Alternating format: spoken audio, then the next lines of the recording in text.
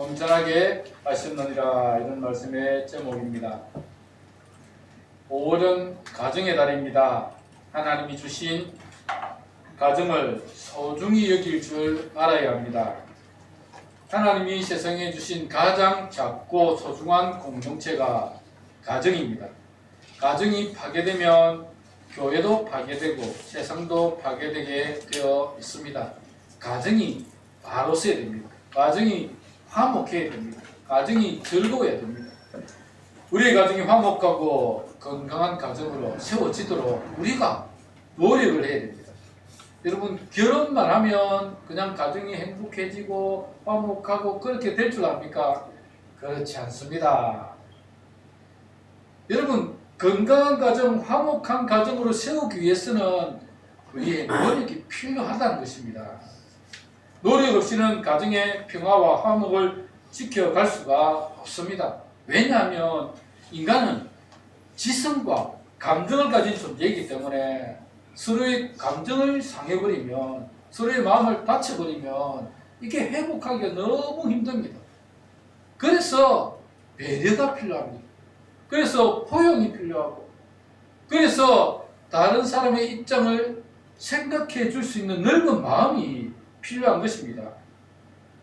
서로에 대한 존중과 배려가 없이는 가정을 바로 세울 수가 없는 것입니다. 그렇게 서로 상처 주지 않고 이해하고 포용하려는 노력이 있을 때 가정은 행복해지는 것입니다. 여러분의 가정이 그런 건강한 가정, 또 행복한 가정, 서로를 이해하고 품어주는 사랑이 넘치는 그런 가정이 되시기를 주님의 이름으로 축복합니다.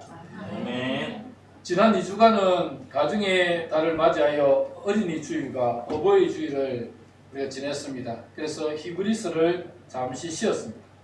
이제 다시 히브리서로 돌아가려고 합니다. 히브리서 9장은 성막의 구조와 성막 안에서 행해지는 제사 제도와 예수 그리스도를 비교하면서 구약의 성막은 장차 오실 예수 그리스도를 예표하는 것이며 그 안에서 행해지는 제사 제도는 육체의 예법일 뿐 개혁 때까지 맡겨둔 것이었다 라는 것에 대해서 살펴보았습니다. 기억이 나는지 모르겠는데 성막과 그 구조와 그리고 그 안에서 드려지는 제사에 대해서 우리가 9장에서 살펴보았습니다. 이제 10장에서는 그 구약의 제사와 제물, 그것과 예수님을 비교하면서 구약의 제사나 제물은 장차 올 일의 그림자일 뿐이고 참 형상이 아니기 때문에 참 형상으로 오신 예수 그리스도 그분만이 우리의 유일한 구원자가 되신다라는 것을 이 히브리서 기자가 말씀하고 싶어하는 겁니다. 오늘 보면 1절 한번 보십시오. 이렇게 기록되어 있습니다. 율법은 장차 올 좋은 일의 그림자일 뿐이요 참 형상이 아니므로 해마다 드리는 같은 제사로는 날아오는 자들을 언제나 온전하게 할 수 없느니라 이렇게 말씀하고 있습니다. 율법은 참 형상이 아니죠. 그림자일 뿐입니다. 그림자가 무엇입니까? 그림자는 실체가 아니죠. 그림자는 단지 실체가 있음을 나타내는 모형일 뿐입니다. 히브리서 기자는 율법에서 말씀하시는 제사는 그림자일 뿐이다. 실체는 예수 그리스도이시다 라는 것을 오늘 본문에서 우리에게 알려주려고 하는 것입니다. 오늘 본문을 이해하기 위해서 우선 구약의 제사 제도를 좀 살펴보려고 합니다. 구약의 제사 제도는 언제 생긴 것입니까? 하나님께서 언제 주셨을까요? 이스라엘 백성들이 애굽에서 나와서 출애굽해서 광야 길을 가는 동안에 하나님께서 구약의 제사 제도를 주셨습니다. 하나님께서는 모세를 시내산에 부르시고 그 시내산 위에서 십계명뿐만 아니라 여러 가지 이스라엘 백성들이 살아가는 모든 예법들, 또 지켜야 할 규례들, 그리고 제사 제도들, 또 성막을 어떻게 세우고 또 거둬야 되는지 그런 모든 것들을 하나님께서 다 모세를 통해서 말씀해 주셨습니다. 구약의 제사 제도는 주로 레위기에 기록이 되어 있습니다. 레위기에. 레위기에 보시면 구약의 제사 제도가 기록되어 있는데 여러분 구약의 제사 제도를 이해하려면 5대 제사 그리고 4대 방법 이렇게 생각을 하시면 됩니다. 5대 제사는 뭐냐? 5대 제사는 번제, 소제, 화목제, 속제제, 속건제 5가지 제사. 구약에는 5가지 제사가 있다. 이 정도는 우리가 기억하면 좋겠습니다. 다시 한번 볼까요? 첫 번째 뭐요? 번제. 두 번째 소제. 세 번째 화목제. 네 번째 속제제. 다섯 번째 속건제. 5가지 제사가 있다. 그리고 그 제사를 드리는 방법이 4가지가 있는데 그 방법을 보시면 첫째 화제, 두 번째 묘제, 세 번째 거제, 네 번째 전제 이런 4가지 방법이 있다. 요 정도는 우리가 알고 구약을 넘어가면 좋겠습니다. 그러면 이 5대 제사에 대해서 간략하게 말씀을 드리도록 하겠습니다. 한번 띄워주세요.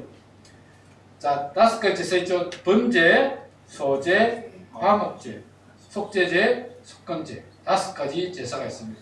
번제가 뭐냐? 번은 영어를 보십시오. 번제의 번은 태운다는 겁니다. 태운 오프닝, 태우는 제사. 이 번제는 짐승을 잡으면 그 가죽만 다 제거하고 나머지는 다 하나님께 태웠어. 제물로 태워서 드리는 제사입니다. 다 모든 제물들을 인간이 먹지 않습니다. 번제는 다 하나님 앞에 태워서 드리는 제사. 이것은 여러분 우리가 하나님 앞에 온전한 헌신을 말하는 것입니다. 우리의 온전한 헌신, 하나님 앞에 다 태워서 우리를 드리는 온전한 헌신, 이것이 번제입니다. 물론 죄와 관련되어서는 자신의 죄를 하나님 앞에 고백하고 자신의 죄악들을 씻는 의미도 있지만 그러나 그 죄와 관련되지 않는 때는 자신의 온전한 헌신, 자신의 전부를 하나님 앞에 다 드리는 의미가 이 번제에 담겨 있습니다. 두 번째 소제는 유일하게 곡식으로 드리는 제사가 소제입니다. 다른 모든 제사는 짐승을 잡지만 소제만은 곡식으로 드리는 제사입니다.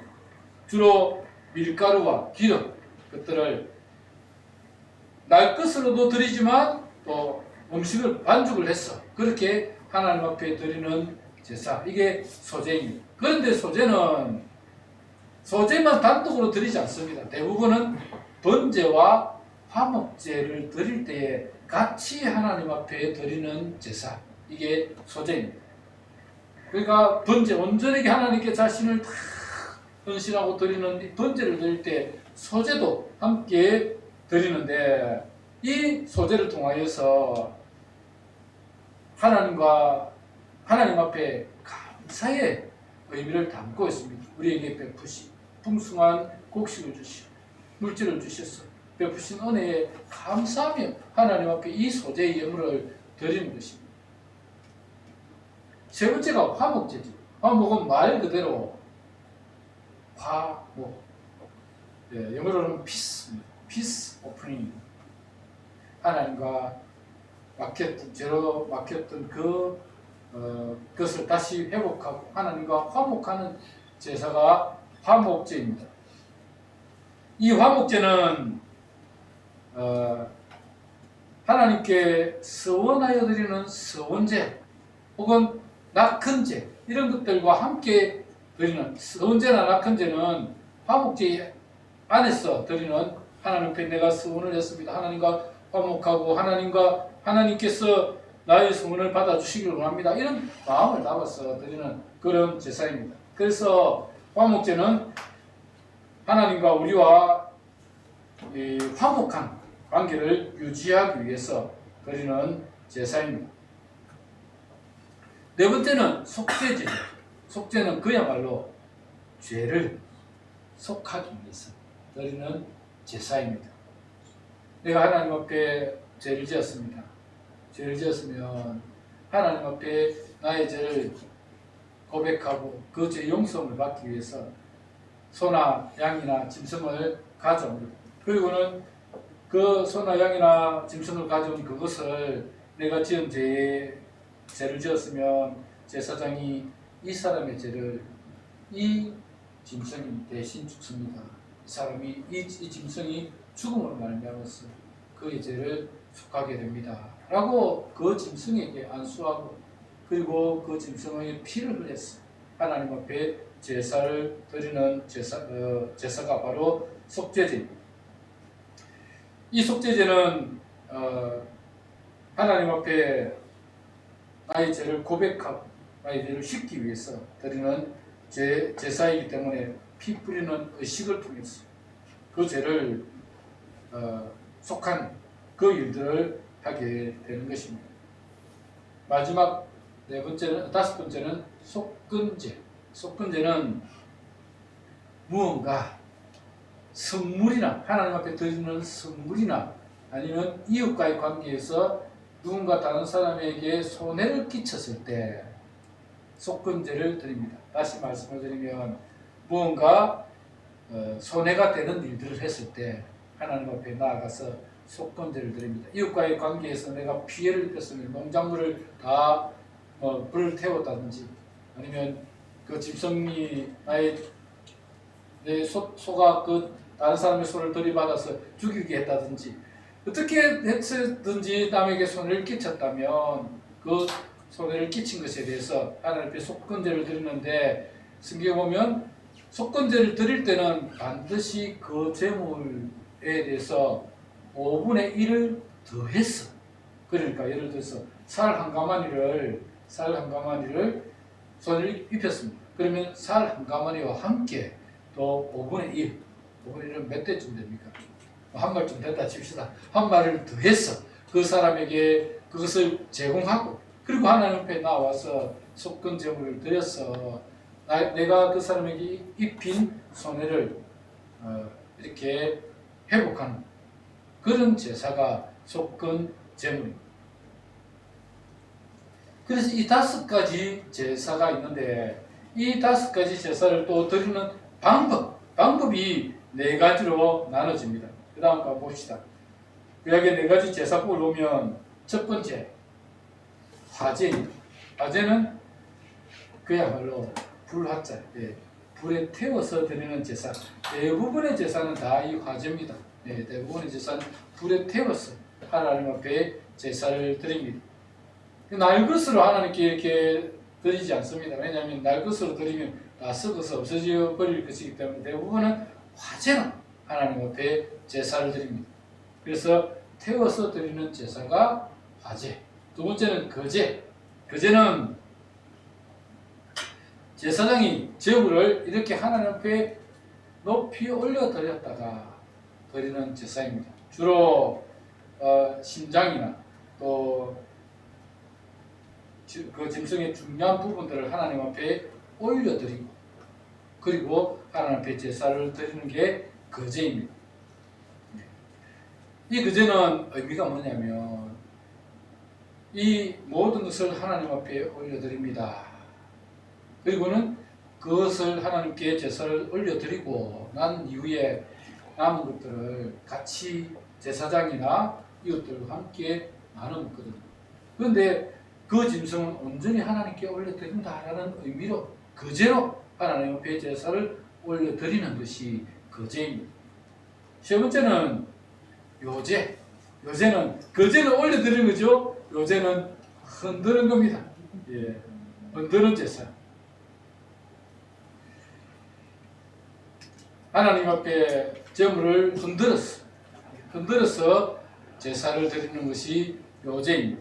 그래서 이 요제와 거제는 사실은 의미가 비슷합니다. 비슷한 의미를 가지고 있고 거제는 하나님 앞에 이렇게 높이 올려드렸어. 그런 제사인 반면에 거제는 흔들어서 하나님 앞에 드리는 제사입니다. 비슷한 의미를 가지고 있는 것입니다. 마지막 4번째는 전제.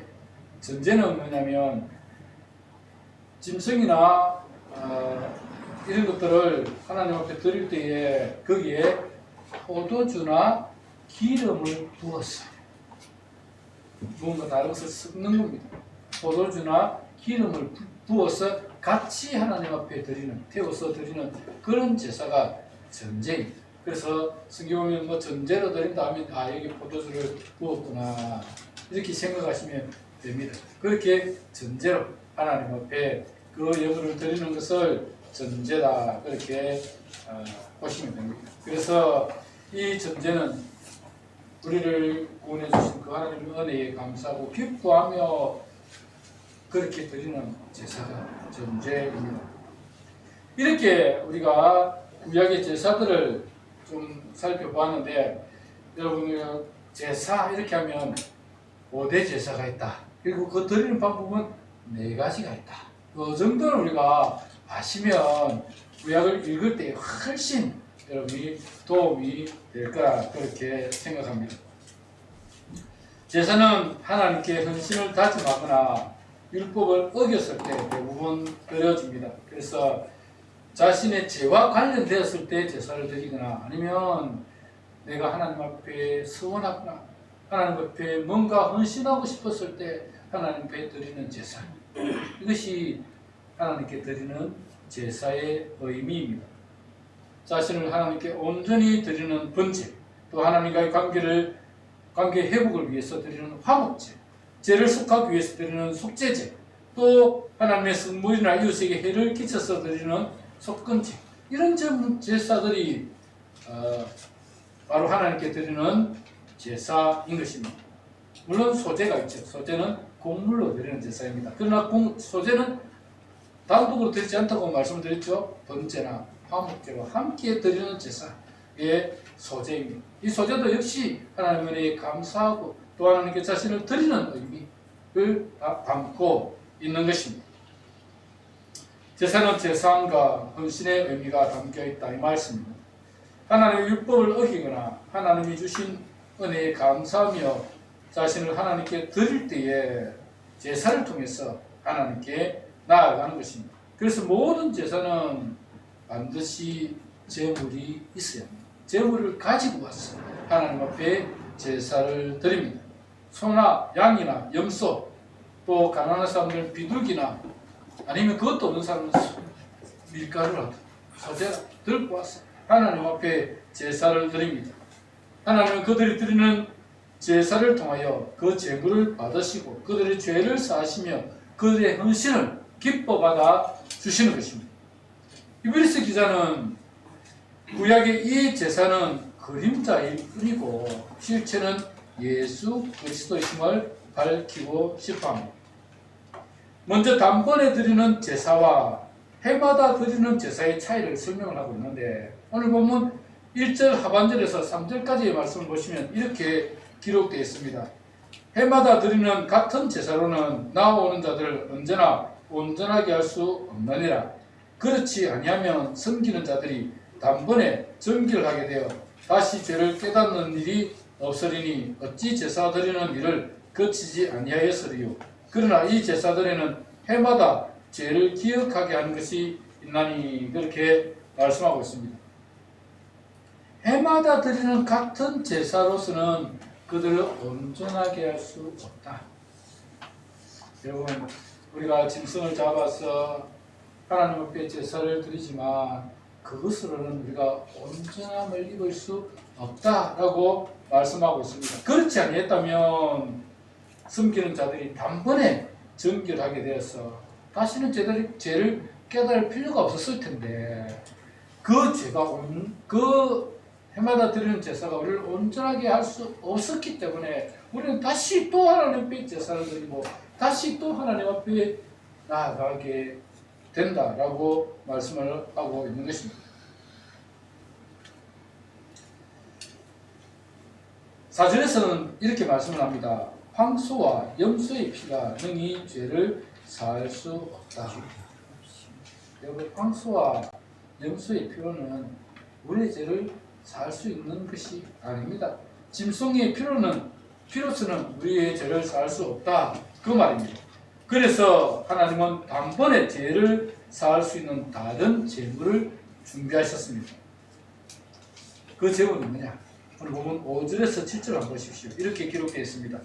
그러므로 주께서 세상에 임하실 때에 이르시되 하나님이 제사와 예물을 원하시지 아니하시고 오직 나를 위하여 한 몸을 예비하셨도다. 번제와 속죄제는 기뻐하지 아니하시나니 이에 내가 말하기를 하나님이여 보시옵소서 두루마리 책에 나를 가리켜 기록된 것과 같이 하나님의 뜻을 행하러 왔나이다 하셨느니라. 하나님이 원하시는 예물 제사는 그 매해마다 드리는 그런 제사, 그런 예물이 아니다. 오직 하나님께서 나를 위하여 한 몸을 예비해 주신다. 그 한 몸이 누굽니까? 예수 그리스도. 그분이시다 라는 것을 말씀하고 있는 것입니다. 또 하나님이여 보시옵소서 두루마리 책에 나를 가리켜 기록된 것과 성경에서는 예수 그리스도를 이미 구약 성경에 말씀하고 있습니다. 구약에 드렸던 황소와 염소의 피가 아니라 바로 우리를 위해서 오실 그 메시아 예수 그리스도의 그분의 피가 우리를 깨끗하게 하실 것에 대해서 우리에게 말씀하고 있다 라고 히브리서 기자가 우리에게 밝히고 있는 것입니다. 제사와 예물이 아닌 한 몸을 얘기하십니다. 예수 그리스도 그분을 이미 두루마리 책에 가리켜서 우리에게 보여주고 계시다라는 것입니다. 예수 그리스도는 그 하나님의 뜻을 행하러 오셨습니다. 하나님의 뜻을 행하러 오신 예수님은 자신의 몸을 제물로 드려서 온전한 제사를 드리는 것입니다. 그 제사는 여러 번 드릴 필요가 없습니다. 단번에 제사로 자신을 제물로 드리심으로 이루신 구속의 완성이었습니다.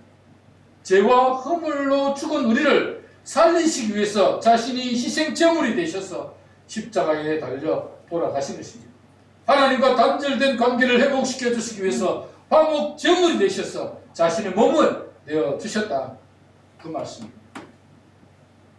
자신을 온전히 드려서 헌신하심으로 우리를 하나님께 드려 거룩한 하나님의 자녀로 세워 주셨습니다. 히브리서 기자는 여러 번 드렸던 구약의 제사가 아니라 예수 그리스도를 통해서 드린 단번의 제사로 모든 죄의 문제를 해결하고 거룩한 하나님의 자녀가 되도록 주셨음을 강조하고 있는 것입니다. 오늘 보면 10절을 보십시오. 이렇게 기록되어 있습니다. 이 뜻을 따라 예수 그리스도의 몸을 단번에 드리심으로 말미암아 우리가 거룩함을 얻었노라. 아멘.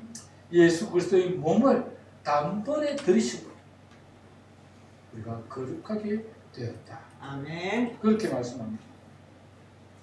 이 말씀은 예수님의 대속 사역이 끝나지 않는 반복이 아니라 완전한 속죄임을 강조하고 있는 것입니다. 반복적으로 계속 드려야 하는 제사가 아니라 이 말씀입니다. 한 번의 드림으로 완전한 속죄를 이루신 것입니다. 예수님은 우리의 모든 죄를 다 속하여 주셨습니다. 이전에 과거에 지었던 모든 죄뿐만 아니라 앞으로 짓게 될 모든 죄까지도 단번에 제사로 다 해결해 주셨습니다.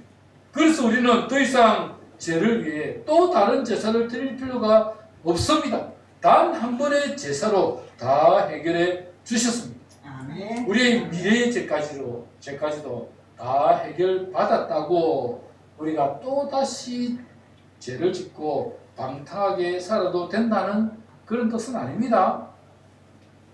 우리가 미래의 죄까지 다 용서받았기 때문에 우리가 아무 때나 살아도 상관없다. 방탕하게 살고 또 죄 짓고 그게 아니라는 뜻입니다. 우리가 예수 그리스도를 통해 끝없나 새로운 피조물이 되었다면 우리는 하나님 아버지의 거룩한 말씀을 따라 살아가게 될 것입니다. 아멘. 그런데 우리가 계속적으로 같은 죄를 또 반복하여 짓고 방탕하게 살아간다면 그것은 우리가 구원받지 못했다는 증거입니다. 거듭나지 못했다는 증거입니다. 새로운 피조물이 되지 못했다는 증거입니다. 물론 우리가 연약하기 때문에 연약한 육신을 입고 이 땅을 살아가고 있기 때문에 죄의 유혹에 넘어질 수도 있습니다. 말씀대로 살려고 몸부림치지만 죄의 유혹이 어여쁜 여인이 착 와서 나를 유혹합니다. 유혹하면 예수 그리스도의 이름으로 명하노니 물러가라! 이렇게 말해야 되지만 연약한 우리는 아유 이쁘다 이렇게 생각할 수 있단 말이에요.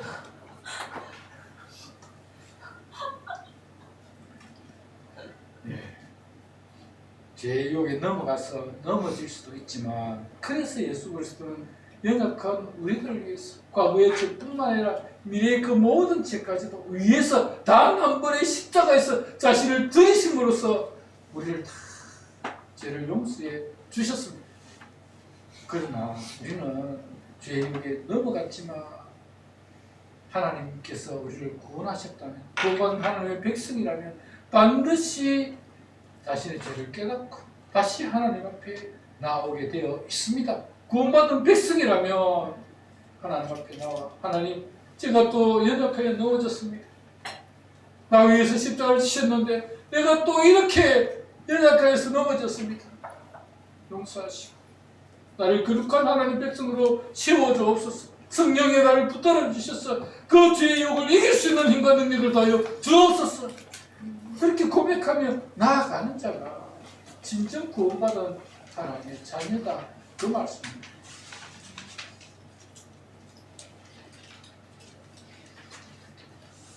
예수 그리스도께서 십자가에서 드리신 단 한 번의 제사가 우리를 깨끗하게 해 주셨습니다. 구약의 제사로는 우리의 죄를 온전히 사할 수 없기 때문에 오직 예수 그리스도를 통한 영원한 제사만 우리를 죄에서 구원할 수 있다. 그것을 강조하고 있는 것이 오늘 히브리서가 이 10장을 통해서 구약의 제사 그리고 예수 그리스도 그분이 단번에 들으신 그 제사의 점 그것을 비교하면서 우리에게 설명하고 있는 것입니다. 오늘 보면 11절 12절을 한번 보십시오.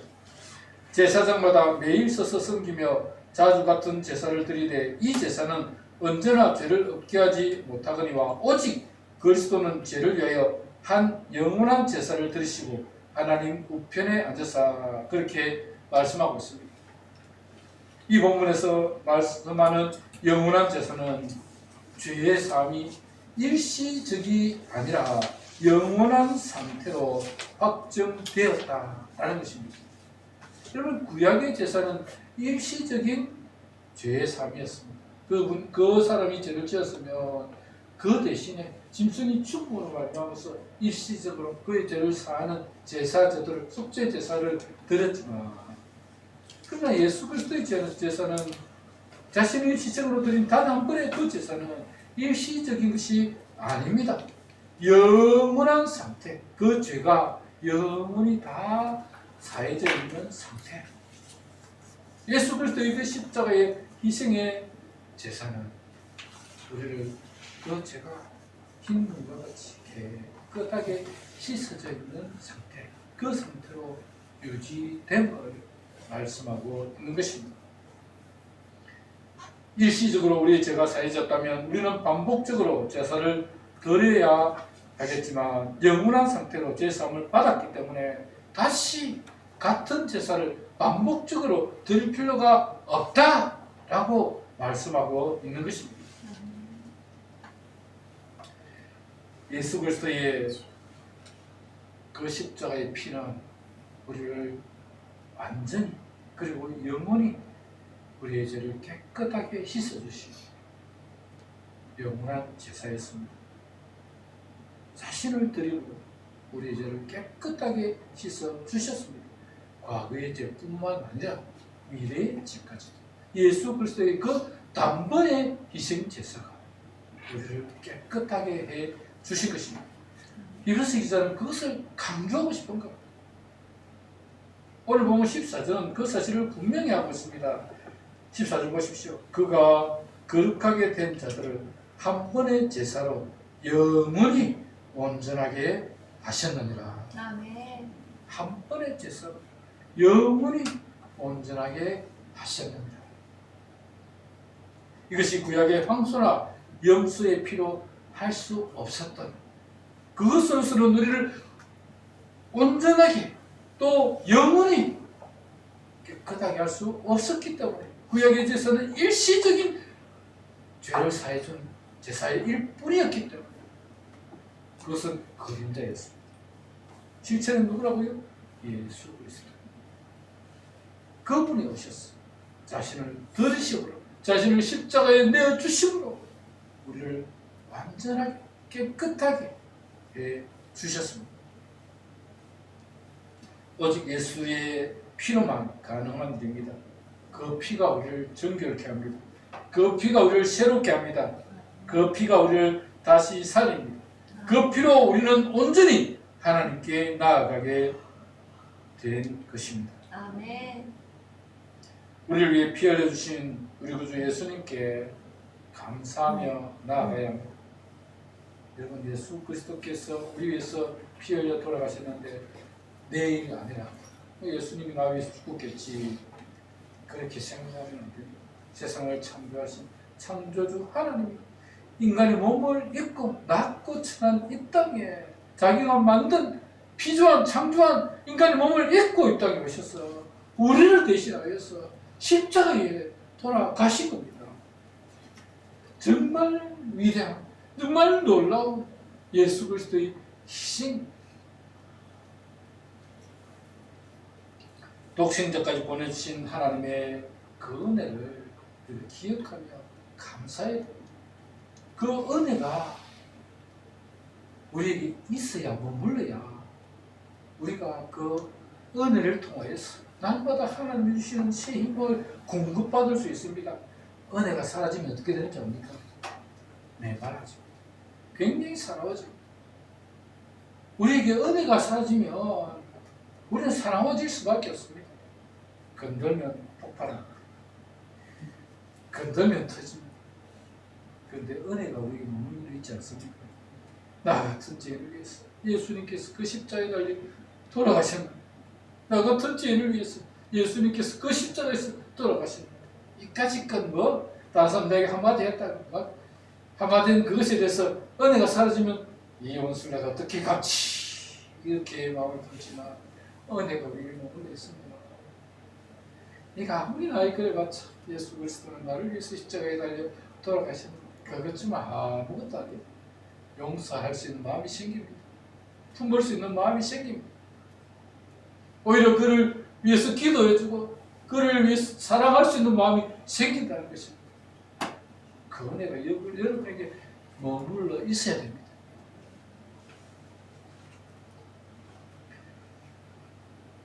독생자까지 내주신 하나님의 그 은혜에 감사하며 우리는 예배의 자리로 나아가야 합니다. 우리 예배가 신령과 진정을 드리는 참된 예배가 되어야 합니다.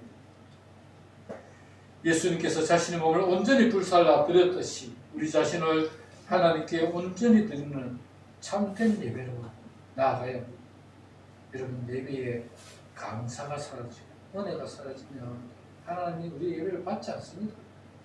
그냥 말라기에서 말씀하고 있는 대로, 구약의 선지자들이 말씀하고 있는 대로 너희들은 내 마당만 밟으러 온 것뿐이다. 그 마음에 감사가 없는데, 은혜가 없는데 그런 예배를 하나님이 기뻐 받으시지 않는다는 것입니다. 예수님께서 십자가에서 자신의 생명을 내어주셨듯이 우리가 하나님 앞에 온전한 번제로 우리 자신을 드릴 수 있어야 됩니다. 감사로 그 은혜에 감사하며 하나님 앞에 우리 자신을 드려야 합니다. 그것이 하나님이 받으시는 온전한 예배입니다.